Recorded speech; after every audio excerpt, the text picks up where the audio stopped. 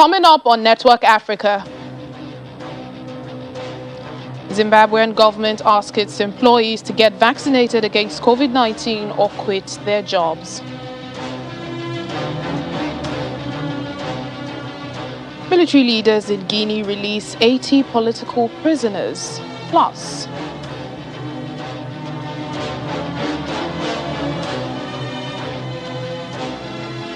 Sudan summons Ethiopia's ambassador to Khartoum after 29 bodies believed to be Tigrayans found on the banks of a river.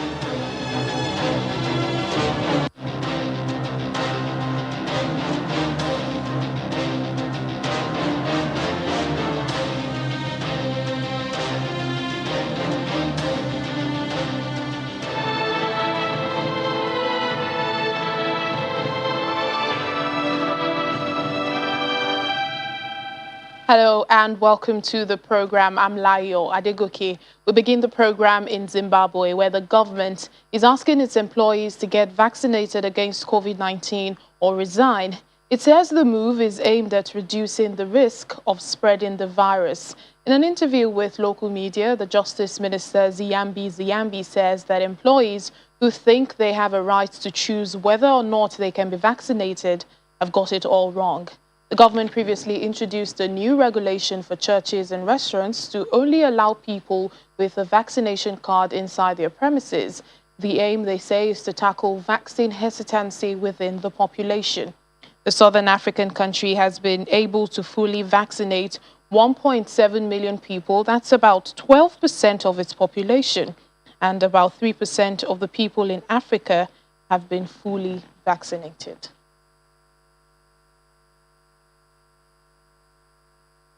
Well, joining us now on the program is Oluwaseyi Adeyemo, a public policy analyst, for more discussions on this. Thank you so much for speaking to us on the program. Let me start by asking you, do people have the right to refuse the COVID-19 vaccine? One can answer this from two angles.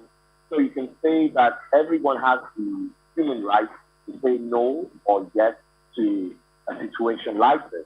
But at the same time, the government of the nation has the responsibility to also protect its people.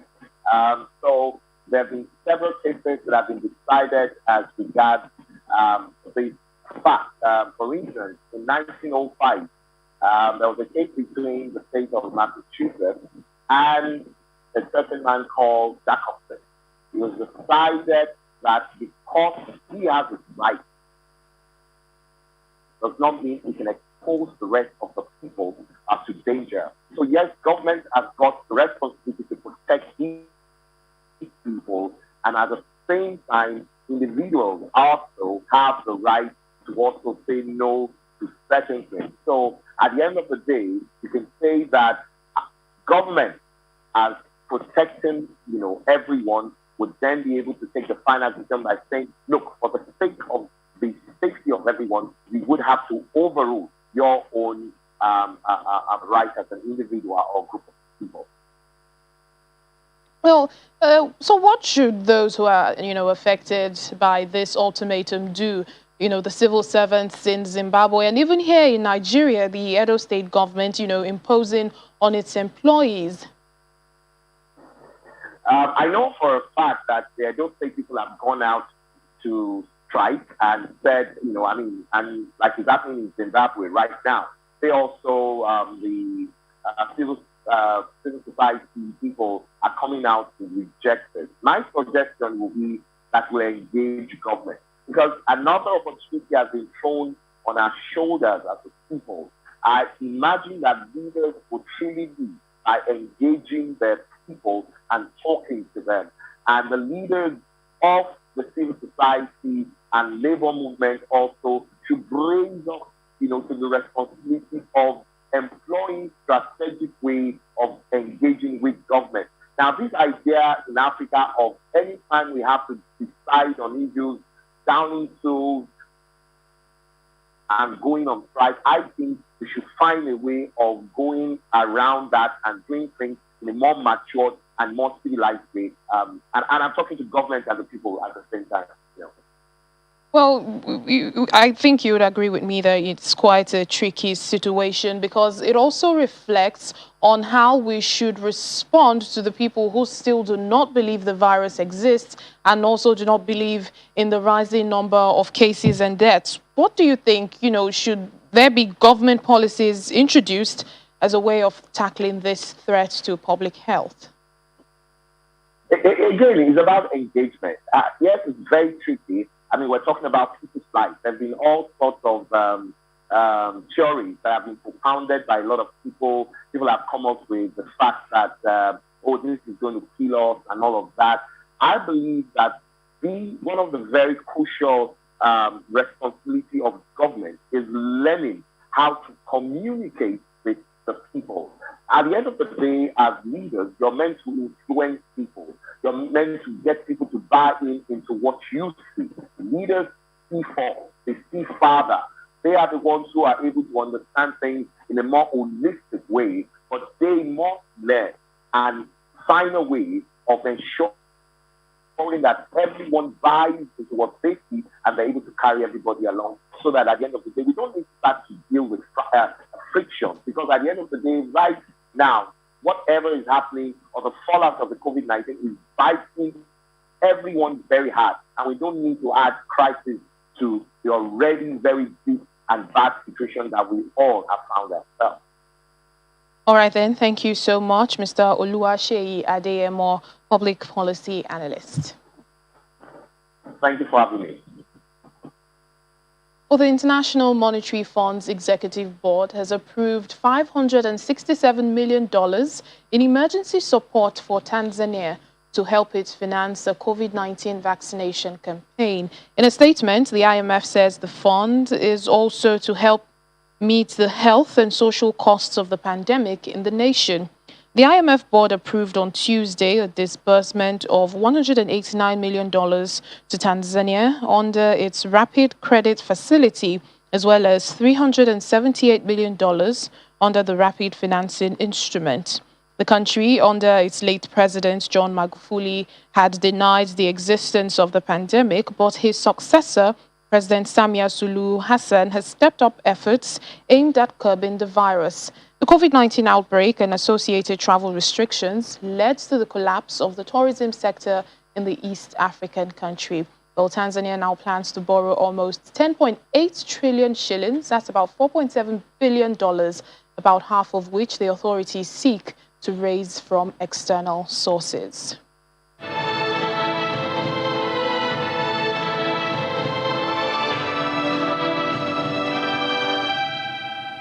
Two political stories now. An update on the coup in Guinea. Military leaders who took power on Sunday have released about 80 prisoners ahead of a summit of the West African group in ECOWAS.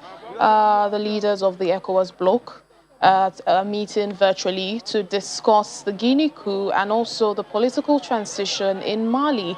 The prisoners had been opponents of President Alpha Conde, who was ousted by special forces under the command of Lieutenant Colonel Mahamadi Doumbouya. Well, Colonel Doumbouya accuses Mr. Conde of rampant corruption, human rights abuses, and mismanagement.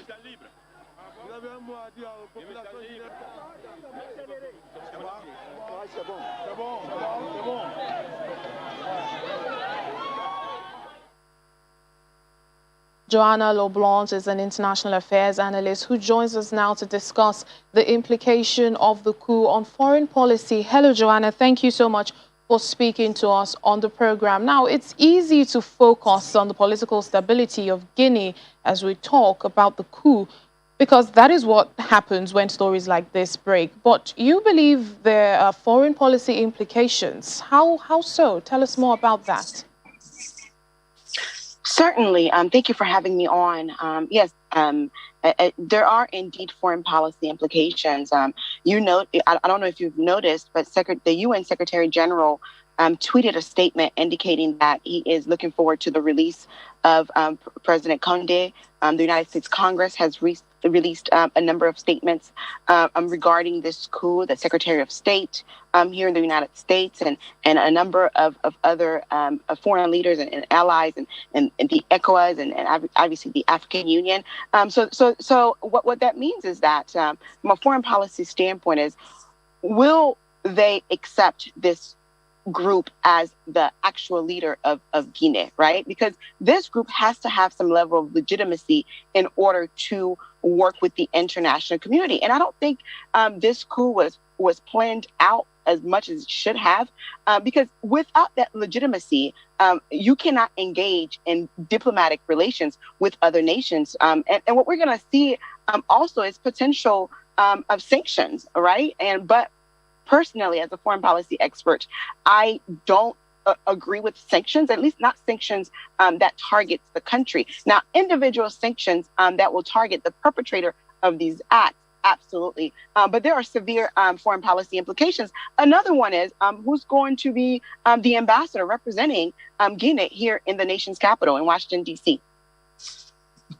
Well, ECOWAS is meeting today to discuss the coup, and they're also discussing the reports from a similar coup in Mali. The report contains efforts made towards a peaceful political transition. Would you consider their approach in Mali applicable, perhaps, to Guinea? Well, I think that both ECOWAS and obviously the African Union must step up their policies and procedures and strengthen relationships with these countries and these various leaders, because Guinea did not get here overnight. The signs were there. This was foreseeable, and it could have been mitigated, or even some could argue even prevented if proper steps were taken. So I think that the ECOWAS needs to look at its structure and ask itself, what are we really here to do? Because this is not the first nor the second coup in West Africa. We've seen them before. And even in Mali, you look at Mali right now, the military is still leading the country. So it's gravely problematic. But also you're looking at these members of the ECOWAS. These are heads of states, right, who are friends. And you're asking friends to govern each other, the behaviors of each other. So it's very problematic. I do hope that some kind of consensus is reached, because generally speaking, this coup severely undermines the whole notion of democracy, right? Because if one is to gain power, it should only be through free, fair, transparent, and inclusive elections. Yes, I understand that people are frustrated. The economy in Guinea is severely impacted. I understand the corruption challenges, and I also understand the constitutional challenges that exist within Guinea. But in order to gain power, you have to go through elections. So I do pray that this group that is now leading Guinea will organize elections as soon as possible. And also, elections are not always a sign of democracy either, because those elections, if they are going to be organized, they must be inclusive, they must be transparent, and the people must have the right to actually vote for the person they want to lead the nation. All right, then, a lot to keep our eyes on in Guinea. We do hope that, elections are done as soon as possible. Well, thank you, Johanna LeBlanche, the foreign policy expert. Thank you for having me. Well, like we were talking about, Mali, West Africa's main regional bloc, says it is concerned that Mali's transitional government has not made sufficient progress towards organizing elections early next year, as agreed after a military coup last year. In a statement, the 15-nation Economic Community of West African States on Tuesday said it remains worried by the lack of concrete action to prepare for the vote, which has been promised for February 2022 by the coup leaders and current interim president, Colonel Assimi Goïta. The announcement came at the end of a 3-day mission to Mali, led by former Nigerian President Goodluck Jonathan. Still ahead on Network Africa. As part of efforts in keeping poachers away, South Africa's Rhino Ranch is helping to keep them away from the rhinos, but it comes at a cost. We'll give you more details after the break. Please stay with us. Welcome back to the program. Sudan has summoned Ethiopia's ambassador to Khartoum after 29 bodies were found on the banks of a river flowing from Ethiopia. The North African country's foreign ministry says the bodies were found between July 26th and August 8th on the Sudanese side of the Setit River.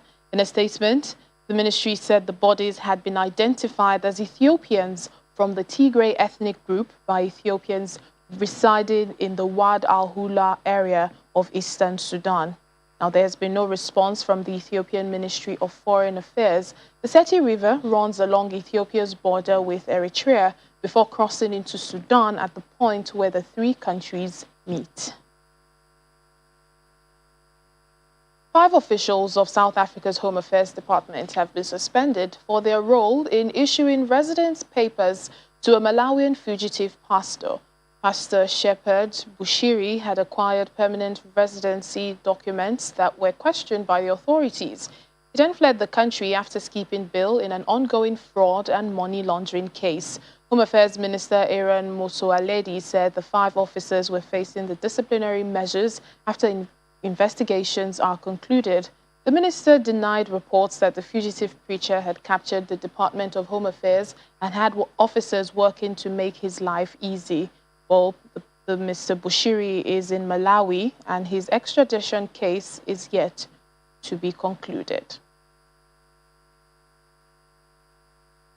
All people in Morocco have voted in the parliamentary and local elections. Many voters say they are concerned about the economic impact of the coronavirus pandemic, which has also meant that no big political rallies could be held.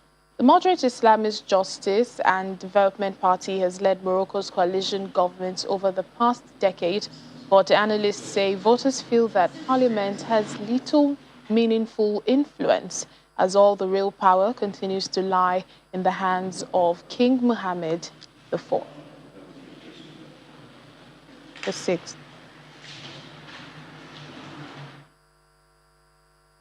Well, the Cape Verde's Constitutional Court has ordered the extradition to the United States of a Venezuelan government envoy who's been accused of money laundering and corruption. Alex SAAB is a Colombian businessman who was arrested more than a year ago as his plane stopped to refuel in the West African country.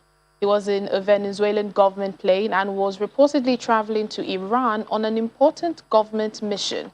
President Nicolas Maduro said that Mr. SAAB's detention had been illegal because he had a diplomatic passport, but this has been rejected by the court, which upheld an earlier decision to extradite him to the U.S. To environmental stories now. Kampala in Uganda churns out 1,000 tons of garbage per day. That's according to the East African country's National Environment Management Authority. But what many see as trash was viewed as a solution-based business opportunity by an entrepreneur, Faith Aweko. Uganda's National Environment Management Authority estimates that Kampala churns out a staggering 1,000 tons of garbage per day. Most of it ends up littering the city and causing damage to waterways.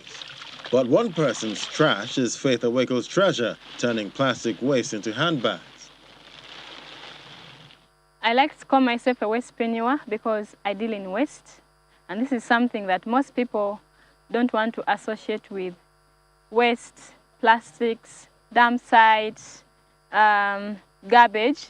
And yet this is something that is providing employment to women who are collecting the waste, to women who are sorting, to women who are washing, and also women who are processing and making the beautiful bags that Reform Africa is. Aweko currently employs 8 women she hired and trained from the surrounding community. Christine is one of them.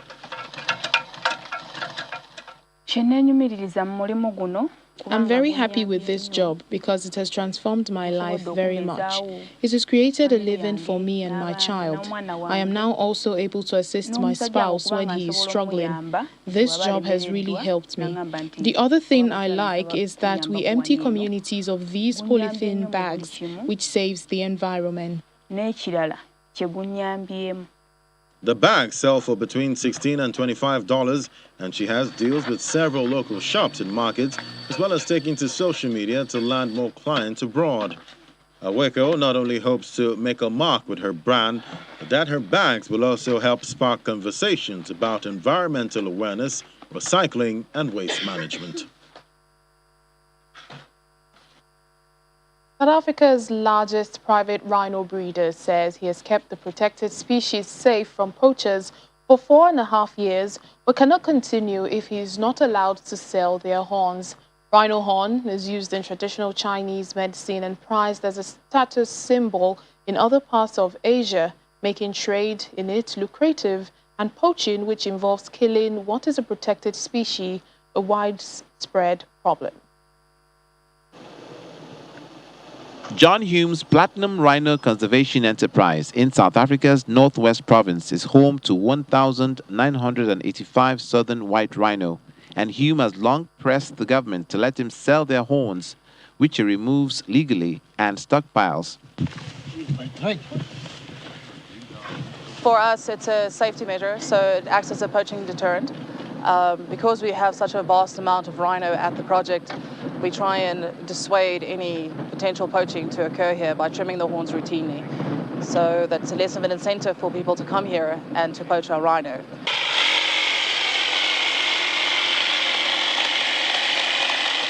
Hume says cameras and radars have helped him to keep poachers away from his game park, where 200 rhino calves have been born each year since 2019. Hume's office told news agencies his enterprise had no financial backers. His push for legal trade in live rhinos and horns to raise money for conservation had not succeeded. So if I had my government to help me, to assist me, to export my production of live rhino, to export rhino horn, or to start a processing plant here where we process rhino horn into jewelry or medicine, if my government helped me do that in order to pay for this project will thrive and get better and better with more and more rhinos. But the 79-year-old former property developer says this came at a cost of 5 million rand monthly, half spent on security and the rest on supplementary feeding and management that he paid for himself. I'm fearful because I cannot go on doing what I'm doing forever. It's basically 5 million a month with no export. I have been battling to export some rhinos to Vietnam for years, and the government just finds a way to block me all the time instead of helping me. A statement on the Ministry of Environment's website, however, says international commercial trade of rhino horn remains prohibited under the Convention on the International Trade in Endangered Species of Wild Fauna and Flora. Most rhino poaching happens in South Africa's state-owned game parks. During the first half of 2021, rhino poaching in the country rose by 50% compared to a year earlier when poaching plummeted due to COVID-19 restrictions. Copper art is said to be under threat in Tripoli, Libya, as craftsmen are abandoning their trade. High rental fees and the disruption of the tourism industry are two factors placing Libyan copper art and their craft production under threat. High rental fees and the disruption of the tourism industry are two factors placing Libyan copper production under threat of extinction. When coupled with hefty prices of raw material, craftsmen in Tripoli's copper market are increasingly becoming reluctant to continue with their trade. The Tourism Ministry and General Committee of COUP own a lot of stores in markets. They should be considerate of craftsmen in terms of high rent. The Tourism Ministry should do the same. If tourism remains low in future years, the market will completely disappear due to the reluctance of craftsmen who will change their profession and product instead of all professions. But unlike many craftsmen, Mukhtar al-Nahasi is still attached to the profession he inherited from his forefathers and plans on passing it on to his children so they maintain their place in Tripoli's old city. The market is more than 200 to 250 years old. This craft goes back 5 generations in my family. We're one of the families that inherited this handcraft. We learned it from a young age, from my father, and my father learned it from his father, and so on. I won't quit this profession. Although I am a university graduate, I love it and feel the passion towards it. Take two, and feel passion towards it. It is part of my identity, so I will try to teach it to my children and young people willing to learn it. While usually hustling and bustling with tourists and customers requesting traditional Libyan crafts, products of artistic significance are currently showcased in empty stores.